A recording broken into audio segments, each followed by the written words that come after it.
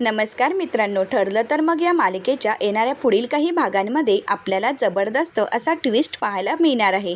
मित्रांनो, चैतन्यने press conference घेतलेली असते आणि त्या प्रेस कॉन्फरन्समुळे अर्जुनच्या सनदवर काय परिणाम होतो हे या व्हिडिओमध्ये आपल्याला पाहायला मिळणार आहे. त्यासाठी हा व्हिडिओ शेवटपर्यंत नक्की पहा. मित्रांनो, आत्तापर्यंत आपण पाहिलं होतं की ॲडव्होकेट पवार यांनी महिपत शिकरे यांच्या बेलसाठी अर्ज केलेला असतो, तर कोर्टाने तो अर्ज मंजूर केलेला असतो. त्यानुसार महिपत शिकरे यांची बेलवर सुटका झालेली असते.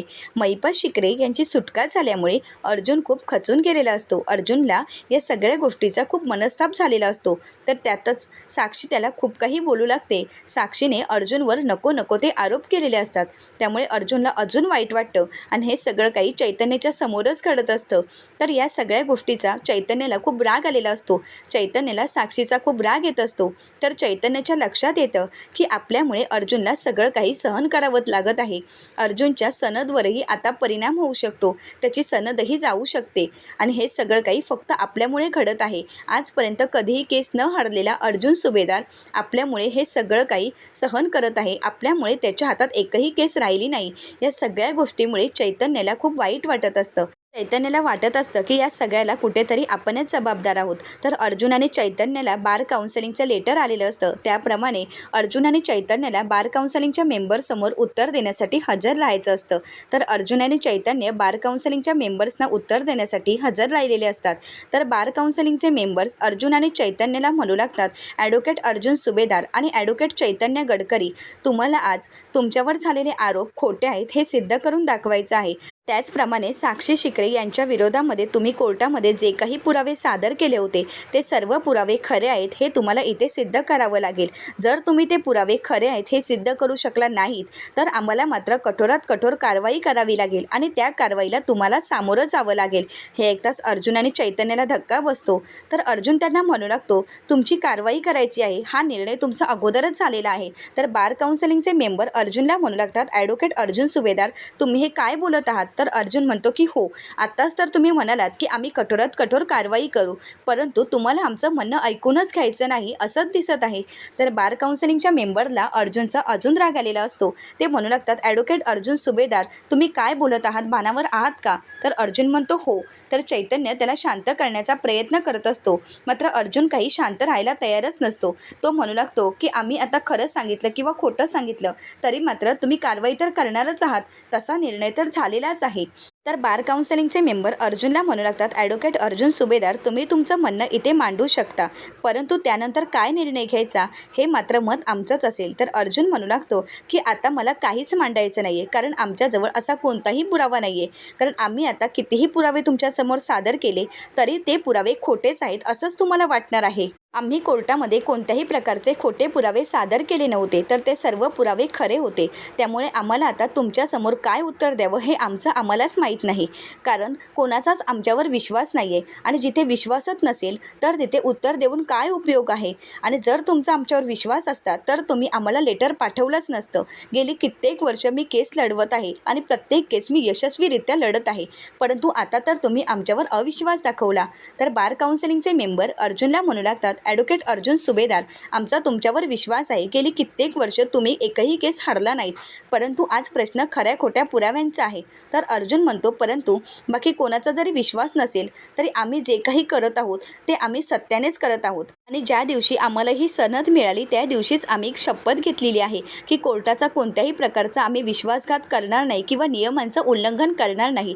त्याचप्रमाणे आम्ही न्यायदेवतेचं उल्लंघन केलं नाही आहे किंवा न्यायदेवतेची फसवणूक तर केलीच नाही आहे. मग तुमच्यासमोर आता आम्ही काय उत्तर द्यायचं आहे? साक्षी शिकरे खोटी आहे हे आम्ही सर्वांसमोर सिद्ध केले आहे. सर्व जगासमोर तिचं खरं रूप दाखवलं आहे. परंतु साक्षी शिकरेने एक प्रेस कॉन्फरन्स घेऊन सर्वांना दाखवून दिलं आहे की आम्ही खोटे पुरावे सादर केलेत आणि त्या सगळ्यावर तुम्ही विश्वास ठेवत आहात. मग आता आम्हाला सांगा की आम्ही आता कोणता पुरावा सादर करायचा की ज्यामुळे तुमचा आमच्यावर विश्वास बसेल? अर्जुन हा बार काउन्सिलिंगच्या मेंबर्सना म्हणू लागतो, सॉरी, आता आमच्याजवळ असा कोणताही पुरावा नाही आहे की ज्यामुळे आम्ही हे सिद्ध करू शकू की आम्ही जे काही पुरावे सादर केले होते ते खरे होते. आणि मात्र मी एवढं सांगू शकतो की आम्ही जे काही पुरावे सादर केले ते मात्र खरे होते. त्यामागे कोणत्याही प्रकारचं खोटं नव्हतं. वा आम्ही कोणत्याही प्रकारची न्यायदेवतेची फसवणूक केली नाही. तर बार काउन्सिलिंगचे मेंबर अर्जुनला म्हणू लागतात, ॲडव्होकेट अर्जुन सुभेदार आणि ॲडव्होकेट चैतन्य गडकरी, आम्ही तुम्हाला इथे पुरावा सादर करायला सांगितला होता, परंतु तुमच्याजवळ असा कुठलाही पुरावा नाही की ज्यामुळे तुमची आम्ही सनद तुम्हाला देऊ शकतो. त्यामुळे आता तुमची सनद रद्द करण्याचा आम्हाला विचार करावा लागेल. तर हे ऐकताच रविराज सरांना धक्काच बसतो. रविराज सर त्या दोघांची बाजू मांडण्याचा प्रयत्न करत असतात, परंतु अर्जुन म्हणू लागतो, ठीक आहे, तुमचा जर विश्वासच नसेल तर आम्ही काय बोलणार आहोत. तुम्ही जो निर्णय घ्यायचा आहे तो तुम्ही घेऊ शकता, परंतु एक ना एक दिवस तुम्हाला कळेल की हा ॲडव्होकेट अर्जुन सुभेदार खरा होता आणि त्याने जे काही सांगितलं होतं ते खरं होतं. असं म्हणत अर्जुन रागानेच तिथून निघून जातो. तर बार काउन्सिलिंगच्या मेंबरने अर्जुनच्या बोलण्यानुसार अर्जुनची सनद रद्द केलेली असते आणि त्यामुळे चैतन्याला खूप वाईट वाटत असतं. चैतन्य म्हणू लागतो की आज साक्षीने एवढे सर्व आरोप केलेत, त्या सर्व आरोपांमध्ये तिने अर्जुनलाही घेतलं आणि त्यामुळेच आज अर्जुनची प्रॅक्टिस रद्द झाली आहे आणि या सगळ्याला फक्त मी जबाबदार आहे. अर्जुनचे वकिलीपत्र रद्द झालं आणि ते फक्त साक्षीमुळे. मात्र हे सगळं काही माझ्यामुळे होत आहे. तर म्हणूनच चैतन्य निर्णय घेतो की ज्याप्रमाणे साक्षी शिकरे प्रेस कॉन्फरन्स घेऊन सगळ्यांना आपल्या बाजूने वळवू शकते, तर मी सुद्धा एखादी प्रेस कॉन्फरन्स नक्कीच घेऊ शकतो की ज्यामध्ये मी माझं म्हणणं या जनतेसमोर मांडू शकेन. असं म्हणत चैतन्यने सुद्धा एक प्रेस कॉन्फरन्स आयोजित केलेली असते. तर प्रेससमोर चैतन्य म्हणू लागतो की साक्षी शिकरे यांनी माझ्यावर जे काही आरोप केले आहेत त्या आरोपांमध्ये ॲडव्होकेट अर्जुन सुभेदार यांनाही त्यांनी पकडलं आहे, परंतु अर्जुन सुभेदार यांचा यामध्ये कुठल्याही प्रकारचा संबंध नाही. साक्षी शिकरे यांनी जे काही आरोप केले आहेत त्या सगळ्या गोष्टींना फक्त मी जबाबदार आहे. साक्षी शिकरेंच्या बाबतीत जे काही घडलं आहे त्याला सर्वस्वी मी जबाबदार आहे. त्यामध्ये ॲडव्होकेट अर्जुन सुभेदार यांचा काडी मात्रही संबंध नाही. हे ऐकताच प्रेसची माणसं चैतन्याला विचारू लागतात, परंतु साक्षी शिकरे यांचं म्हणणं आहे की ॲडव्होकेट अर्जुन सुभेदार यांच्या सांगण्यावरूनच तुम्ही हे सगळं काही केलं आहे. तर चैतन्य म्हणतो, नाही, यातलं अर्जुन सुभेदार यांना काहीही माहीत नव्हतं. हे सगळं काही मी त्यांच्या नकळतपणे केलं होतं, परंतु साक्षी शिकरेंना वाटत होतं की मी ॲडव्होकेट अर्जुन सुभेदार यांच्या सांगण्यावरून केलं होतं, परंतु ॲडव्होकेट अर्जुन सुभेदार यांना काहीच कल्पना नव्हती. त्यांना तर सगळं काही आताच कळालं आहे. तर मीडियाची माणसं म्हणतात, मग साक्षी शिकरे यांनी त्यांचं नाव का घेतलं असावं. तर चैतन्य म्हणू लागतो, त्यांनी त्यांचं नाव का घेतलं हे मला माहीत नाही, परंतु मी तुम्हाला सांगत आहे तेच खरं आहे. यामध्ये ॲडव्होकेट अर्जुन सुभेदार यांचा कुठल्याही प्रकारचा संबंध नाही आणि ही प्रेस कॉन्फरन्स लाईव्ह असते आणि हे सगळं काही अश्विनने पाहिलेलं असतं. अश्विनला धक्का बसतो आणि अश्विन अर्जुनला आवाज देत म्हणू लागतो, दादा हे बघ काय आहे. तर त्यानंतर अर्जुन आणि सर्व घरातले टी व्हीवर पाहतात.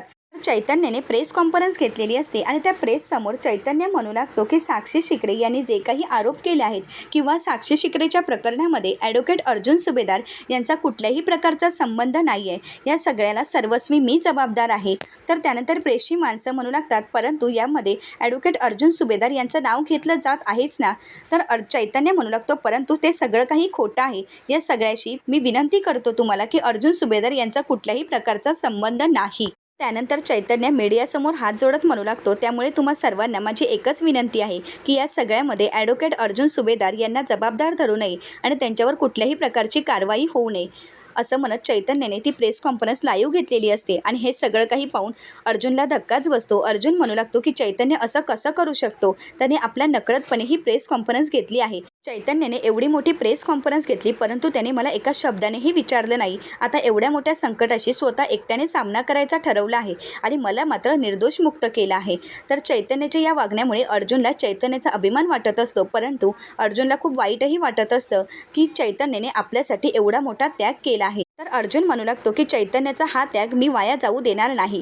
तर चैतन्य घरी आल्यानंतर अर्जुन त्याला जाब विचारत म्हणू लागतो, चैतन्य तू असे काय केलं आहेस आणि तू असं का वागलास. तर चैतन्य म्हणतो, कारण आपल्या दोघांचीही सनद जर रद्द झाली तर साक्षी शिकरेसारखे गुंड अजून गुन्हे करायला मोकळे होतील आणि त्यामुळेच मला हे करावं लागलं. जर एकाची जरी सनद राहिली तर मात्र साक्षी शिकरे काहीच करू शकत नाही आणि आपण साक्षी शिकरेच्या विरोधात पाऊल उचलू शकतो. अर्जुन तुला कळतंय का, आपल्या दोघांचीही सनद रद्द झाली आहे आणि त्यामुळे साक्षीला अजून गुन्हे करायची संधी मिळणार आहे आणि म्हणूनच साक्षीचाच डावपेच मला त्याच्यावर उलटायचा होता आणि यासाठीच मला ही प्रेस कॉन्फरन्स घ्यावी लागली. अर्जुन म्हणतो चैतन्य, तर चैतन्य म्हणतो हो. आता तरी प्रेस कॉन्फरन्स घेतल्यानंतर बार काउन्सिलिंगच्या मेंबर्सना आपला निर्णय बदलावा लागेल आणि त्यांचा निर्णय बदलला तर नक्कीच तुझी सनद तुला परत मिळू शकते. हे ऐकताच अर्जुनच्या डोळ्यामध्ये पाणी येतं आणि अर्जुन म्हणू लागतो चैतन्य, परंतु तुझ्या सनदचं काय? तर चैतन्य म्हणू लागतो की ते आपल्याला नंतर बघता येईल, परंतु आता तुझी सनद तुला मिळणं खरंच खूप महत्त्वाचं आहे, कारण तुला वात्सल्य आश्रमची केस लढायची आहे आणि त्यासाठी सनद तर हवीच आहे ना. मग ही सनद मिळवण्यासाठी आपल्याजवळ हाच मार्ग होता. तर त्याचवेळी अर्जुनला रविराज सरांचा कॉल येतो आणि रविराज सर म्हणू लागतात अर्जुन, तुझी सनद तुला परत मिळाली आहे. त्यावेळी मात्र अर्जुनला खूप आनंद झालेला असतो. मात्र एका गोष्टीची मनात खंत असते की चैतन्याची सनद मात्र रद्द झालेली असते. तर त्यानंतर अर्जुन हा चैतन्याला म्हणू लागतो चैतन्य, मी तुला वचन देत आहे, तुझी सनद मी लवकरात लवकर मिळवून देईन. ज्याप्रमाणे तू माझी सनद मला मिळवून दिली आहेस तशी तुझी सनद एक ना एक दिवस मी तुला मानसन्मानाने मिळवून देईल आणि ते सुद्धा साक्षीच्या समोर. तर चैतन्य हा अर्जुनला म्हणू लागतो की अर्जुन, माझा तुझ्यावर पूर्ण विश्वास आहे आणि म्हणूनच मी हे सगळं काही केलं आहे.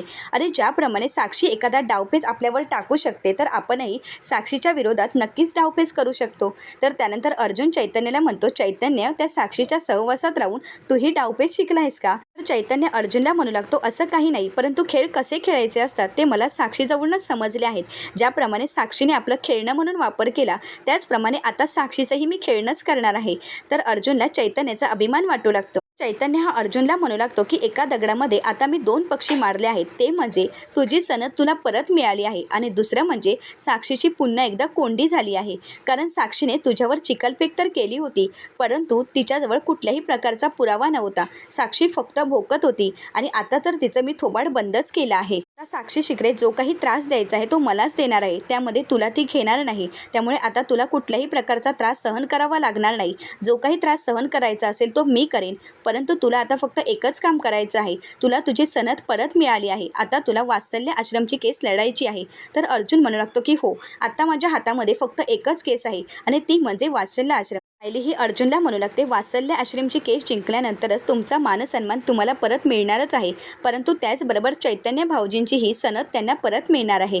तर सायलीचं म्हणणं अर्जुनला पटत असतं. अर्जुन म्हणू लागतो की हो, चैतन्याचा मानसन्मान मिळवून देण्यासाठी मला आता खूप जोमाने काम करावं लागेल. आता अर्जुनने रविराज सरांच्या मदतीने वात्सल्य आश्रमच्या केसचं काम सुरू केलेलं असतं. तर दुसरीकडे साक्षीला हे सगळं काही समजतं. तर चैतन्याने प्रेस कॉन्फरन्स घेतलेली असते आणि अर्जुनची सनद अर्जुनला परत मिळाली हे समजतात साक्षीच्या पायाखालची जमीनच सरकते. साक्षी ही अण्णांना म्हणू लागते अण्णा, तुमची बेलवर तर सुटका झालीच आहे, परंतु आता अर्जुन सुभेदार याची सनद त्याला परत मिळाली आहे. हे ऐकताच अण्णा म्हणतात काय? तर साक्षी म्हणते हो, चैतन्य गडकरी यांनी सगळे आरोप स्वतःवर घेतले आहेत, त्यामुळे ॲडव्होकेट अर्जुन सुभेदार यांना त्यांची सनद परत मिळाली आहे. हे ऐकताच अण्णा म्हणू लागतात हा चैतन्य गडकरी दिसतो तेवढा साधा नाहीच आहे. साधा भोळा दिसणारा चैतन्य गडकरी त्याने तर आता आपल्यावर पलटवारच केला आहे. ही अण्णांना म्हणू लागते की आपण एवढे प्रयत्न करून हे सगळं काही साध्य केलं होतं, परंतु त्या चैतन्याने आपल्याला आता पुन्हा एकदा धुळीस मिळवलं आहे. स्वतःच्या मित्राला वाचवण्यासाठी त्यांनी स्वतःचाच बळी दिला आहे. तर साक्षी ही अण्णांना म्हणू लागते की अण्णा, आता आपण काय करू शकतो? अण्णा म्हणू लागतात की आता आपल्याला विचार करावा लागेल, परंतु आपल्या हातात आता काहीच नाही आहे, कारण अर्जुन सुभेदारच्या विरोधात कुठला पुरावाच नाही आहे, त्यामुळे आपण तर काही करूच शकत नाही. साक्षी ही अण्णांना विचारते म्हणजे अण्णा, आपण जी काही मेहनत केली होती ती वायाच का? तर अण्णा म्हणू लागतात तसंच म्हणावं लागेल, कारण आता आपल्याजवळ कुठलाच पर्याय नाही. तर साक्षीला मात्र चैतन्याचा खूप राग आलेला असतो. आता साक्षी चैतन्याच्या विरोधात कुठलं पाऊल उचलेल ते पाहणं अतिशय रंजक ठरणार आहे. आता अर्जुनची सनद पुन्हा मिळाल्यामुळे अर्जुनवरचे आरोप तर सगळे काही खोटे आहेत हे सिद्ध झालेलं असतं. आता महिपत शिकरेंच्या बाबतीत अर्जुनने जे काही पुरावे सादर केले होते ते कोर्टात ग्राह्य धरले जातील का? कोर्टात पुन्हा एकदा महिपत शिकरेला हजर केलं जाईल का? महिपत शिकरेंना पुन्हा एकदा जेल होईल का? अर्जुनने ज्याप्रमाणे महिपत शिकरेंवरचे आरोप खरे आहेत हे सिद्ध केले होते, त्याचप्रमाणे साक्षी शिकरे हिच्यावरही झालेले आरोप खरे आहेत हे कोर्टामध्ये सिद्ध होईल का? हे सर्व प्रश्नांची उत्तरं पाहण्यासाठी चॅनलला नक्कीच सबस्क्राईब करा. आजचा व्हिडिओ तुम्हाला कसा वाटला हे कमेंट करून नक्कीच कळवा. व्हिडिओ पाहिल्याबद्दल तुम्हा सर्वांचेच मनपूर्वक धन्यवाद.